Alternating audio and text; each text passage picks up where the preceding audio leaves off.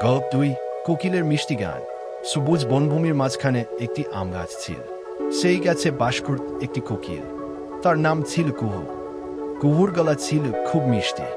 ভোর হলে সে এমন সুন্দর গান গাইত যে বন জুড়ে আনন্দের পরিবেশ তৈরি হতো। একদিন বনে একটি গানের প্রতিযোগিতার ঘোষণা হলো। মজুর, শালিক, দোয়েল, বুলবুলি, টিয়া, উট সবাই অংশ নিল। কুহু নাম লিখিয়ে দিল, কিন্তু কয়েকটি পাখি তাকে নিয়ে হাসাহাসি করতে লাগল। তারা বলল, শুধু গান গাইলেই হবে না, সুন্দর রঙিন পালকও থাকতে হবে। এই কথা শুনে কুহুর মন খারাপ হয়ে গেল। সে ভাবল, আমার তো ময়ূরের মতো রঙিন পালক নেই, আমি কি জিততে পারব? এক ঈদ পেঁচা তার মন খারাপ দেখে বলল, নিজের গুণকে কখনো ছোট করে দেখো। সবাই নিজের বিশেষত্ব নিয়েই শুনল। পেঁচার কথা শুনে কুহু নতুন করে সাহস পেল।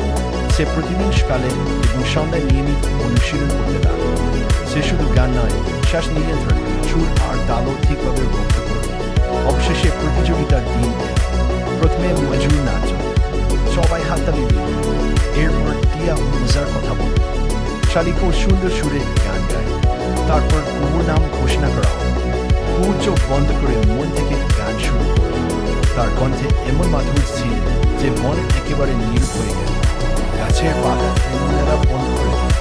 নদীর ধারে দাঁড়িয়ে থাকা হরিণ, কাঠবিড়ালি, খরগোশ, এমনকি প্রজাপতিরাও যেন গান শুনতে থেমে গেল।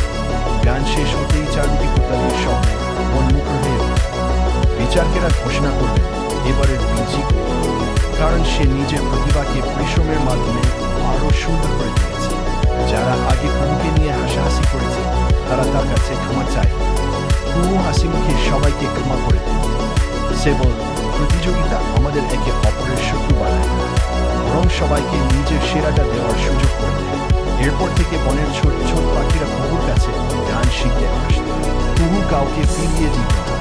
সে সবাইকে বলত, অন্যের মতো হতে চেষ্টা করো না, নিজের ভালো গুণকে যত্ন করো, নিয়মিত অনুশীলন করো।